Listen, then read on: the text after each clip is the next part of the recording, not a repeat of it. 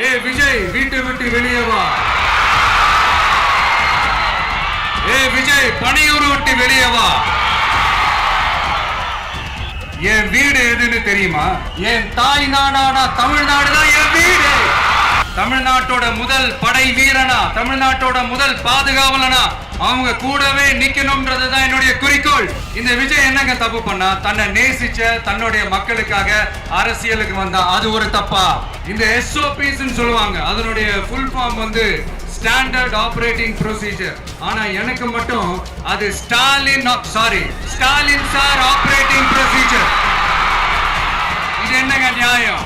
செல்ஃபே எடுக்காத ஒரு கூட்டணி கணக்கு, செல்ஃபே எடுக்காத ஒரு அறத பழைய அரித்மெட்டிக் கணக்கு, இதெல்லாம் வேலைக்கே ஆகாது.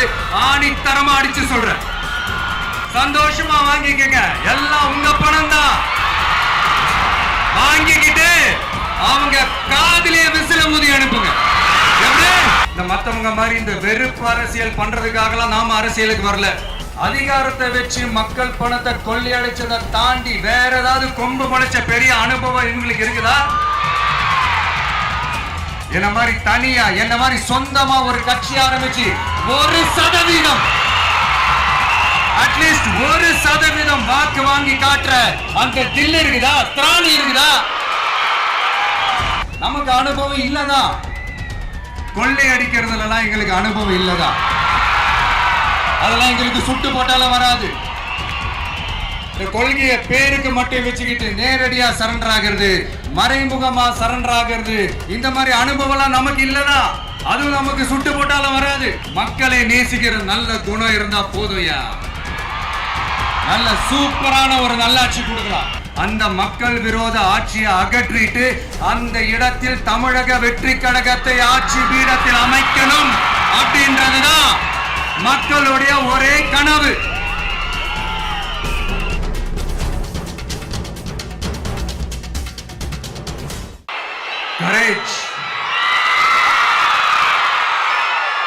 கரேஜ் தான் எல்லாத்துக்குமே ஒரு பேஸ்.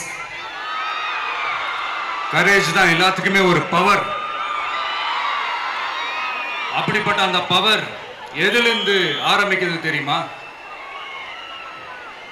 நம்மள அண்டர் எஸ்டிமேட் பண்ற நேரத்துல, நம்மள ஒரு ஏளனமா பார்க்கிற நேரத்துல நம்ம யாருன்னு ப்ரூவ் பண்ணி காட்டணும்னு ஒண்ணு தோணும்.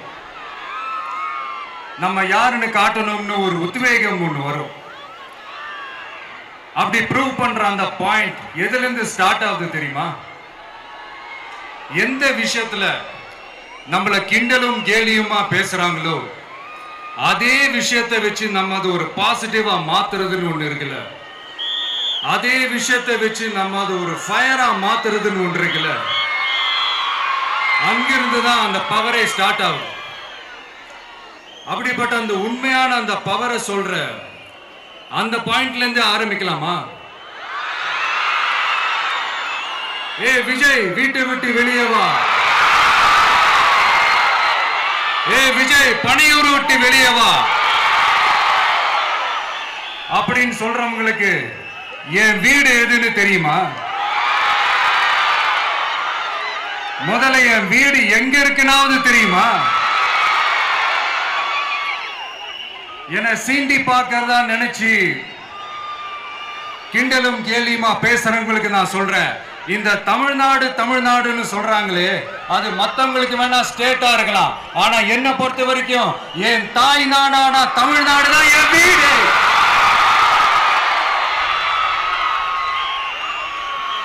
என் வீட்டுல மொத்தம் எத்தனை பேர் இருக்காங்க தெரியுமா?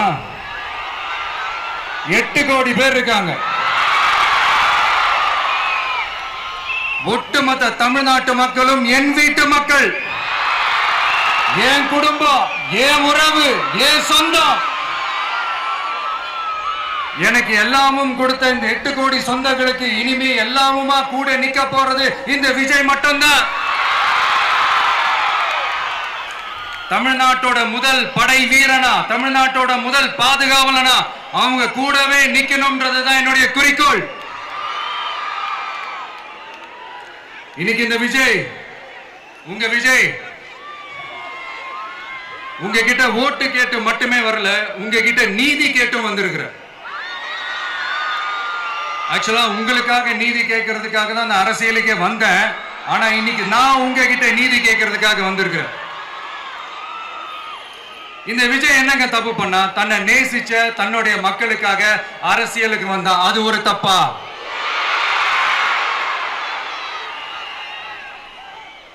எல்லாத்தையும் ஒதுக்கி தள்ளிட்டு மக்களுக்காக மட்டுமே வந்த அது ஒரு தப்பா?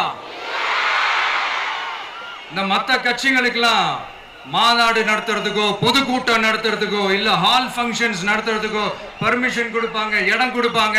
ஆனா நமக்கு மட்டும் இடம் கொடுக்க மாட்டாங்க, கொடுக்கவும் விட மாட்டாங்க. இது என்னங்க நியாயம்?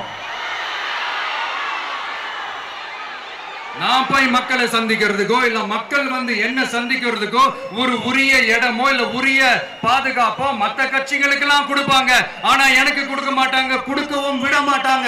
இது என்னங்க நியாயம்? இந்த SOPs சொல்லுவாங்க, அதனுடைய ஃபுல் ஃபார்ம் வந்து ஸ்டாண்டர்ட் ஆபரேட்டிங் ப்ரொசீஜர். ஆனா எனக்கு மட்டும் அது ஸ்டாலின் சார் ஆபரேட்டிங் ப்ரொசீஜர். இது என்னங்க நியாயம்? இந்த விஜய் உண்மையானவன்றது உங்க எல்லாருக்குமே தெரியும். நமக்கு எதிராக சதி செய்யறது யாரு, நமக்கு எதிராக சூழ்ச்சி செய்யறது யாரு, நமக்கு எதிராக பழி போடுறது யாரு, யாரெல்லாம் ஒன்னா சேர்ந்து இதெல்லாம் செய்யறாங்கன்றது உங்க எல்லாருக்குமே நல்லா தெரியும். அதனால என்னோட சொந்தங்களாகிய உங்ககிட்ட வந்து நான் நீதி கேட்காம வேற யாருக்கிட்ட தான் போய் கேட்பேன்?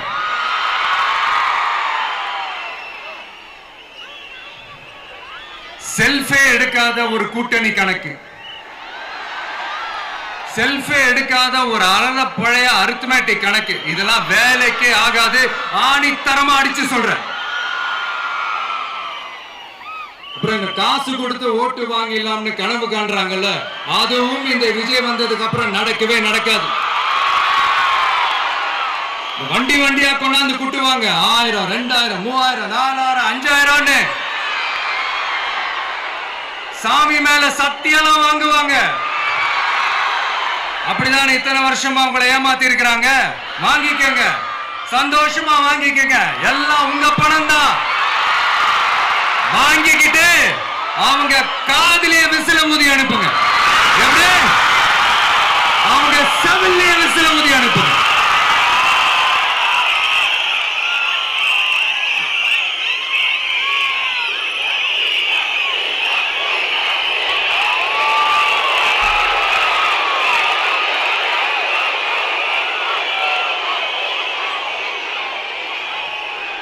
அடுத்து நம்மளுடைய ஜென்சி அடுத்த இளம் தலைமுறையினருக்கும் ஒன்று நான் சொல்லணும்னு நினைக்கிறேன். இந்த பணத்தை கொடுத்து ஏமாத்தி ஓட்டு வாங்குற அந்த கலாச்சாரம் ஒழியணும். பணத்தை கொடுத்து ஏமாத்தினா ஏமாறுவீங்க. உங்களை தான் கேட்கிறேன், பணத்தை கொடுத்து ஏமாத்தினா ஏமாறுவீங்க? எல்லாரும் கொஞ்சம் கையப்படி வைங்களேன் எனக்காக. நான் சொல்றதை கொஞ்சம் ரிப்பீட் பண்ணுங்க. எங்க ஓட்டு எங்க உரிமை.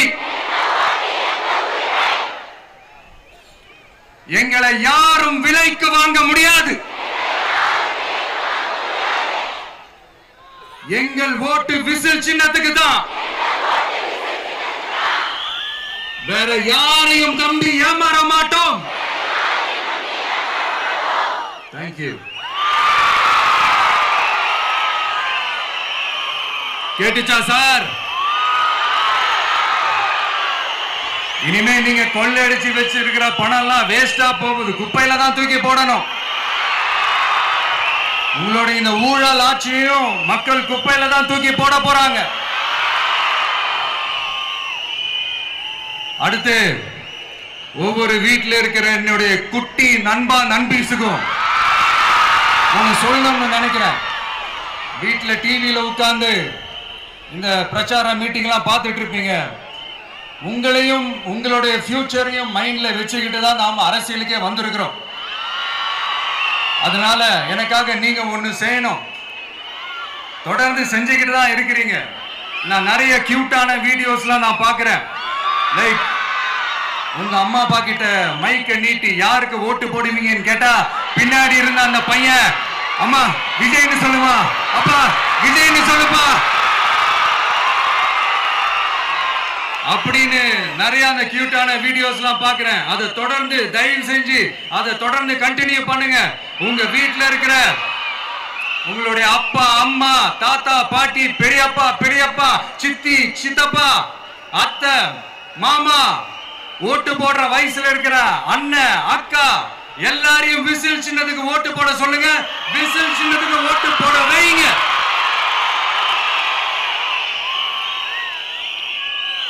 இந்த தேர்தல் நெருங்கிற இந்த நேரத்தில் பொலிட்டிக்கலா ஸ்பீக்கிங் டு த பாயிண்ட் ஒரே ஒரு விஷயம் நான் சொல்லணும்.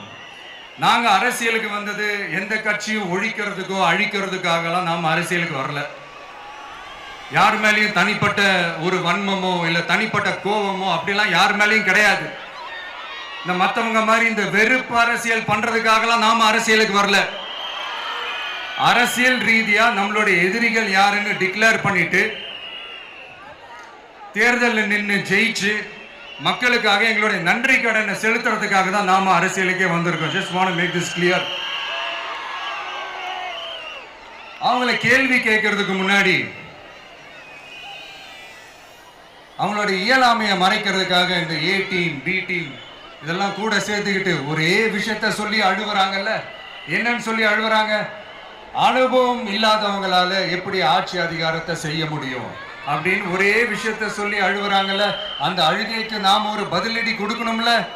மக்களே, நான் உங்களையே கேட்கிறேன், தெரியாம தான் கேட்கிறேன். இந்த அனுபவம் அனுபவம் அனுபவம்னு சொல்றாங்களே, அதிகாரத்தை வச்சு மக்கள் பணத்தை கொள்ளையடிச்சதை தாண்டி வேற ஏதாவது கொம்பு முளைச்ச பெரிய அனுபவம் இவங்களுக்கு இருக்குதா?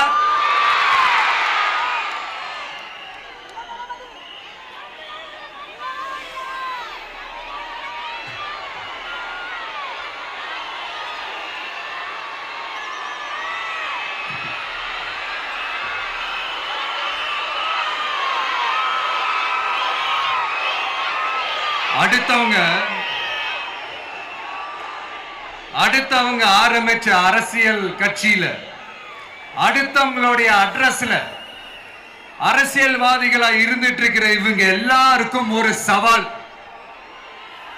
என்ன மாதிரி தனியா என்ன மாதிரி சொந்தமா ஒரு கட்சி ஆரம்பிச்சு 1% அட்லீஸ்ட் 1% வாக்கு வாங்கி காட்டுற அந்த தில் இருக்குதா, திராணி இருக்குதா?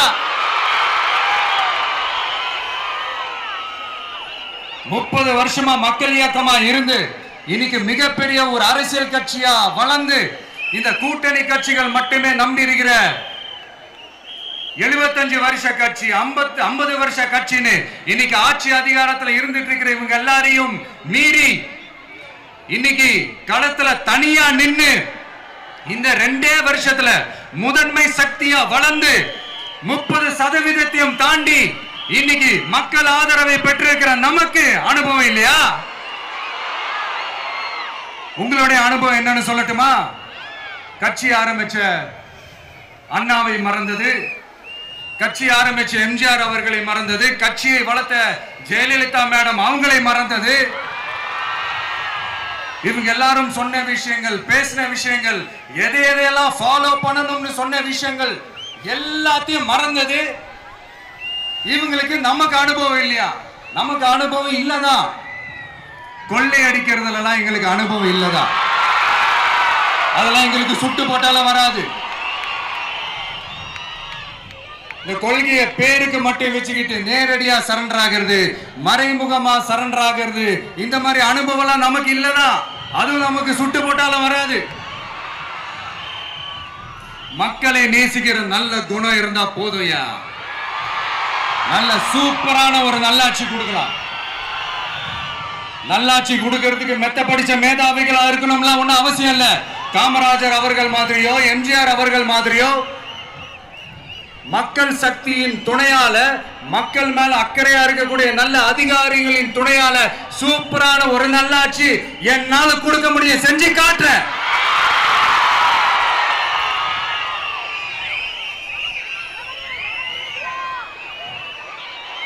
நாலரை வருஷம் ஆச்சு, 4.25 வருஷத்துக்கு மேல ஆகுது. இப்போ ஒவ்வொரு வீட்டு கதவையா தட்டி உங்கள் கனவுகளை சொல்லுங்கள். உங்கள் கனவுகளை சொல்லுங்கள், நாங்கள் அதை நிறைவேற்றி காட்டுறோம். இல்ல, ஸ்டாலின் சாருக்கு மக்கள் சார்பா ஒரு கேள்வி. மக்களுடைய கனவு என்னன்னு உங்களுக்கு தெரியுமா சார்? அது சரி, அவங்க என்ன நினைக்கிறாங்கன்னு உங்களுக்கு தெரியாது, அதுக்கப்புறம் எப்படி அவங்க கனவுகளை பற்றி உங்களுக்கு தெரியும். மக்களோட கனவு என்னன்னு நான் சொல்லட்டுமா சார்? 2019, 2021, 2024 இந்த 3 தேர்தலையும் மக்கள் உங்களுக்கு வாக்களிச்சதுக்கு காரணம் நீங்க மக்களுக்கு ஏதாவது நல்லது செய்வீங்கன்னு நம்பிதான். ஆனா நீங்க மக்களுக்கு கொடுத்த பரிசு மக்களுக்கு பாதுகாப்பே இல்லாத மக்கள் விரோத ஆட்சி. அந்த மக்கள் விரோத ஆட்சியை அகற்றிட்டு அந்த இடத்தில் தமிழக வெற்றி கழகத்தை ஆட்சி பீடத்தில் அமைக்கணும் அப்படின்றதுதான் மக்களுடைய ஒரே கனவு. இந்த மக்கள் விரோத திமுக அரசை நிலைக்க கூடாது அப்படின்றதுதான் மக்களுடைய ஒரே கனவு. 100% தூய சக்தி டிவிக்கு ஆட்சி அமைக்கும்.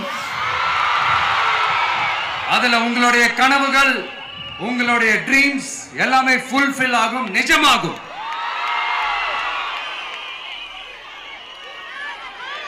தமிழ்நாடு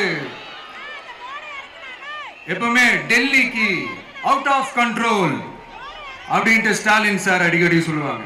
ஸ்டாலின் சார் எது எதுலாம் அவுட் ஆஃப் கண்ட்ரோல் இப்ப நான் கொஞ்சம் சொல்லட்டுமா? முதல்ல சட்டம் ஒழுங்கெல்லாம் அவுட் ஆஃப் கண்ட்ரோல், பெண்கள் பாதுகாப்புல அவுட் ஆஃப் கண்ட்ரோல், இளைஞர்கள் வேலை வாய்ப்புல அவுட் ஆஃப் கண்ட்ரோல், மொத்தத்தில் அவரோட ஆட்சியே ஒரு அவுட் ஆஃப் கண்ட்ரோல். இந்த வருஷம் பிகினிங்ல சட்டசபையில பேசும்போது சொல்றாங்க, மக்கள் எல்லாரும் ரொம்ப மகிழ்ச்சியா இருக்கிறாங்க, அதனால நானும் ரொம்ப மகிழ்ச்சியா இருக்கிறேன் அப்படின்னு. மக்கள் சந்தோஷமா இருக்கிறத பார்க்கறது கூட ஒரு சந்தோஷம் தான் சார், அது யாரும் இல்லைன்னு சொல்லல. அப்படி உண்மையிலேயே மக்கள் உண்மையிலேயே சந்தோஷமா இருக்கிறாங்க அப்படின்னா ஏன் சார் விவசாயிகள் போராட்டம் நடக்குது? ஏன் சார் மீனவர்கள் போராட்டம் நடக்குது? ஏன் தொழிலாளர்கள் போராட்டம் நடக்குது? தூய்மை பணியாளர்கள் போராட்டம் ஏன் நடக்குது? அங்கன்வாடி ஊழியர்கள் போராட்டம், செவிலியர்கள் போராட்டம், மருத்துவர்கள் போராட்டம், மாற்றுத்திறனாளிகள் போராட்டம், அரசு ஊழியர்கள் போராட்டம், ஆசிரியர்கள் போராட்டம், இடைநிலை ஆசிரியர்கள் போராட்டம், பகுதி நேர ஆசிரியர்கள் போராட்டம். இதெல்லாம் உங்க ஆட்சியில மக்கள் மகிழ்ச்சியா இருக்காங்கன்றதுக்காக நடக்கிற போராட்டமா சார்? எனக்கு தெரிஞ்சு மக்கள் சந்தோஷமா இருக்கிறாங்கன்னா பொங்கல் வச்சு கொண்டாடுவாங்கன்னு கேள்விப்பட்டிருக்கிறேன். உங்க ஆட்சியில தான் போராட்டம் நடத்தி அவங்களுடைய மகிழ்ச்சியை வெளிப்படுத்துறாங்கன்னு நினைக்கிறேன். இன்னும் தீரவே தீராத பிரச்சனைகள்னா இருக்கிற இடம் பிரச்சனை, பார்க்கிற வேலை பிரச்சனை, பண்ற தொழில் பிரச்சனை, விலைவாசி பிரச்சனை, தண்ணி பிரச்சனை, பஸ் வசதி இல்லைன்ற பிரச்சனை, ரோடு சரி இல்லைன்ற பிரச்சனை,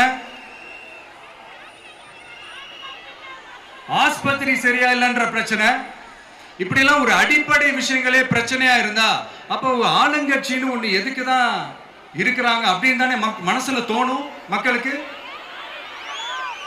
ஆட்சிக்கு வர்றதுக்கு முன்னாடி தான் பொய் பொய்யா அடிச்சு விட்டீங்க, இப்ப ஆட்சியை விட்டு போகும்போது கூட பொய் பொய்யா பேசுறீங்களே சார், என்ன சார் இது? மாத்தி மாத்தி பேசுறதுல நீங்க வேற லெவல் தான் சார். ஆட்சிக்கு வந்த அடுத்த வருஷமே 2022ல 70% வாக்குறுதிகளை நிறைவேற்றிட்டோம்னு சொன்னாங்க. அப்புறம் போன வருஷம் 90% வாக்குறுதிகளை நிறைவேற்றிட்டோம்னு சொன்னாங்க. அப்புறம் இந்த வருஷம் 505 வாக்குறுதிகளை 404 வாக்குறுதிகளை நிறைவேற்றிட்டோம், கிட்டத்தட்ட ஒரு 80% வாக்குறுதிகளை நிறைவேற்றிட்டோம்னு சொன்னாங்க. முதல்ல 70, அப்புறம் 90, அப்புறம் 80. இன்னும் தேர்தல் நெருங்க நெருங்க அது 60, 50, 40, 30, 20ல போய் நிற்கும்னு நினைக்கிறேன். அதையும் அவரே அறிவிப்பாரோ என்னமோ எனக்கு தெரியல. முதல்வர் ஸ்டைல்லையே சொல்லணும்னா, பொய்யிலேயே பிறந்து பொய்யிலேயே வளர்ந்த புலவர் பெருமானே, கொஞ்சம் அதை திருத்தி சொல்றேன், புலுகர் பெருமானே, அது இன்னும் பொருத்தமா இருக்கும். அவருடைய அண்ட புழுகு, ஆகாச புழுகு என்ன தெரியுமா? பெண்களுக்கு பாதுகாப்பு தமிழ்நாட்டில் எங்க போனாலும் கொட்டி கிடக்குதான். அப்படி அது உண்மைனா அண்ணா யூனிவர்சிட்டி அந்த பொண்ணுக்கு ஏன் சார் அப்படி ஒரு கொடுமை நடந்துச்சு? கோவை கல்லூரி பெண்ணுக்கு ஏன் சார் அப்படி ஒரு கொடுமை நடந்துச்சு? பெண் குழந்தைகள் பாதிக்கப்படுறதா கிட்டத்தட்ட 1000க்கும் மேலான போக்சோ கேசுகள் ஏன் சார் பதிவானுச்சு? போதைப் பொருள் கலாச்சாரம் கண்ட்ரோலே இல்லாம அது பாட்டுக்கு தாறுமாற எங்கேயோ போய்கிட்டு இருக்கு. வயலன்ஸ் எல்லாம் தலைவிரிச்சு ஆடுது.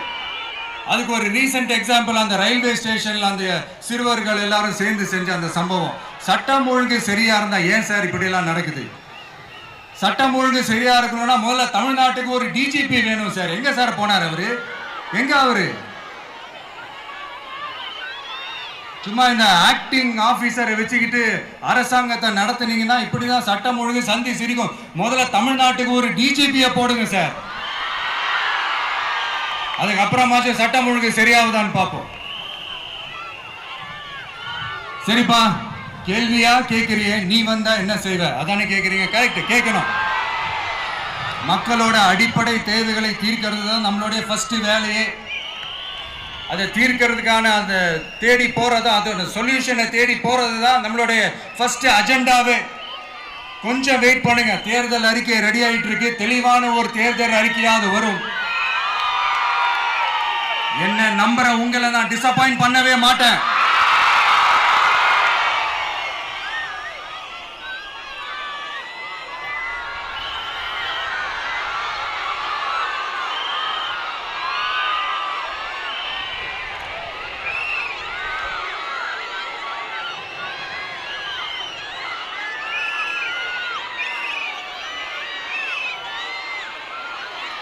இந்த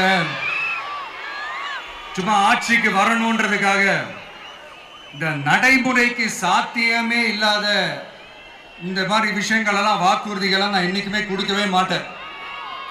அதே மாதிரி ஆட்சிக்கு வந்ததுக்கு அப்புறம் கூட அவங்க அது தரல, இவங்க இது தரல அப்படின்லாம் பம்மிக்கிட்டு இல்லாம உங்களுக்காக எந்த எக்ஸ்ட்ரீமுக்கும் போய் நான் போராடவும் தயாரா இருக்கிறேன். அதனால நான் மறுபடியும் இதை நான் ரிப்பீட் பண்றேன். இவ்வளவு நாள் இதை நான் மட்டும் தான் சொல்லிக்கிட்டு இருந்தேன். இப்ப களமே சொல்லுது, 2 பேருக்கு நடுவுல தான் போட்டியே.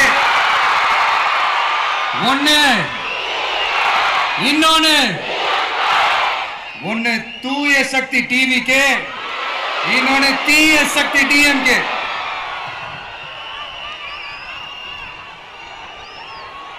இப்ப நம்ம இந்த எலெக்ஷன் விஷயத்துக்கு வருவோம்.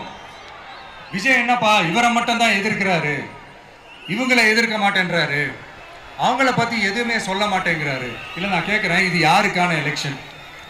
தமிழ்நாடு சட்டசபைக்கான ஒரு தேர்தல். இப்ப இங்க யார் ஆட்சியில் இருக்கிறா? யாரு பொய்யா வாக்குறுதிகளை கொடுத்து மக்களை ஏமாத்துறது? யாரு மக்கள் விரோத ஆட்சியை நடத்துறது? அப்ப இங்க யாரை அகற்றணும்? இந்த மக்கள் விரோத திமுக அரசை அகற்றணும்னா நம்ம யாரை எதிர்க்கணும்? எதுக்கு தேவையில்லாம பல முறை மக்கள் ஆல்ரெடி டிலீட் பண்ணவங்களை எதுக்கு நம்மளுடைய கான்சென்ட்ரேஷன், நம்மளுடைய டார்கெட் திமுகன்றப்போ டார்க்னஸ் குள்ள எதுக்கு கல்லெறியணும்? இங்க மக்களை விரும்புற விஜய் வேணுமா, இல்ல மக்கள் விரோத ஆட்சி நடத்துற ஸ்டாலின் சார் வேணுமா? அவ்வளவுதான் இந்த தேர்தலே. இதுக்கு நடுவுல வேற யாருமே கிடையாது. புரியுதுங்களா உங்களுக்கு? என் நெஞ்சில் குடியிருக்கும் சேலம் மக்களே,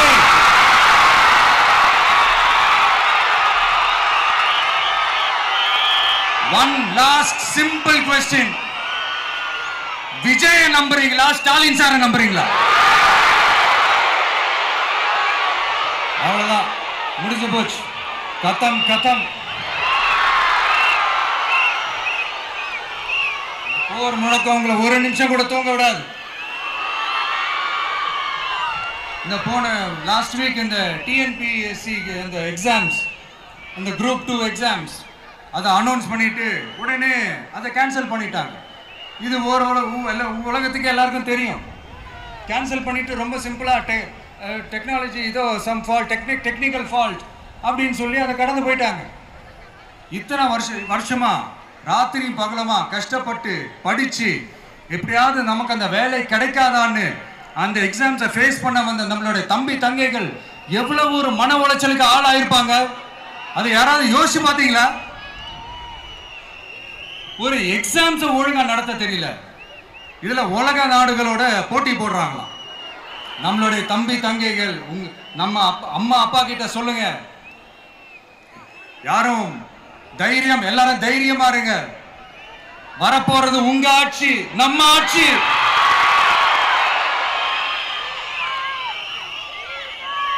அதனால இந்த மாதிரிலாம் எதுவும் நடக்காம சமூக நீதிக்கான ஒரு நல்ல ஆட்சியை அமைப்போம்.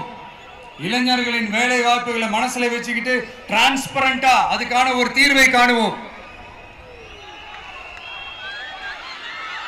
நான் விக்கிரவாண்டி மாநாட்டில் பேசும்போது ஒரு பொலிட்டிக்கல் பாம் ஒன்னு சொன்ன ஞாபகம் இருக்கா? ஆட்சியிலையும் பங்கு, அதிகாரத்திலையும் பங்குன்னு ஒன்னு சொன்னேன். இப்போ அந்த பொலிட்டிக்கல் பாம் எல்லா கூட்டணியிலையும் வெடிச்சுக்கிட்டு இருக்கு, தாறுமாற வெடிச்சுக்கிட்டு இருக்கு. ஸ்டாலின் சார்லாம் பதறாரு, ஆட்சி அதிகாரத்துல பங்கெல்லாம் தமிழ்நாட்டில் ஒத்து வராது அப்படின்னு சொல்றாரு. அவங்கள பொறுத்த வரைக்கும் ஜெயிக்கிறதுக்காக மட்டும்தான் கூட்டணி, மற்ற எல்லாத்துக்குமே அவங்க தனி அணி, அவங்க மட்டுமே ஒரே அணி. வெல்வோம் ஒன்றாக, ஆனா வரும் வெல்த் எல்லாம் பார்ப்போம் தனியாக. அந்த வெல்வோம் ஒன்றாக என்றது இதுதான் சீக்கிரட்டே. புரிய வேண்டியவங்களுக்கு நல்லா புரியும் நினைக்கிறேன். உங்களோட நான் இருக்கேன், நம்மளோட நம்ம மக்கள் இருக்காங்க. இதுக்கு மேல என்ன வேணும்? கான்பிடென்டா இருங்க, நல்லதே நடக்கும், வெற்றி நிச்சயம். மீண்டும் சந்திக்கும் வரை நன்றி, வணக்கம்.